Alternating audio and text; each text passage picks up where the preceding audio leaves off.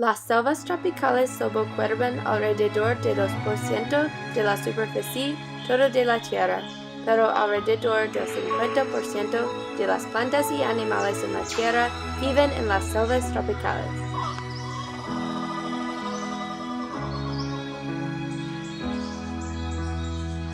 Es necesario que tengamos árboles porque ayudan a crear agua potable y fresca.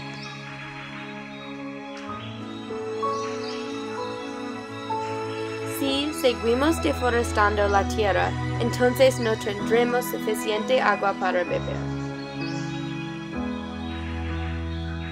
No creo que nos demos cuenta de los cuantos árboles estamos reduciendo.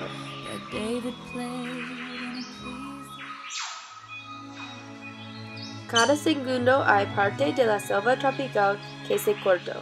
De hecho, probablemente perder más de 8,000 campos de fútbol vale la pena de la selva cada día.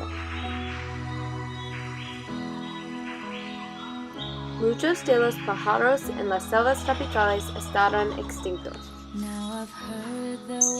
Hay muchas las especies en el peligro de extinción, como el tigre, el mono, la serpiente y muchas más. Si seguimos matando a estos animales, entonces nuestros futuros hijos nunca llegarán a conocerlos. En el futuro cercano la gente no sabrá lo que las selvas tropicales es. No podrán ver la paisaje de los árboles, el río corriendo en el sol a través de la tierra. No sentirán el aire libre en las selvas tropicales. Queremos que preserven los bosques tropicales para que los futuros niños conozcan la belleza de la selva tropical. Ojalá que el mundo pueda darse cuenta de que los árboles son la columna vertebral de nuestro mundo.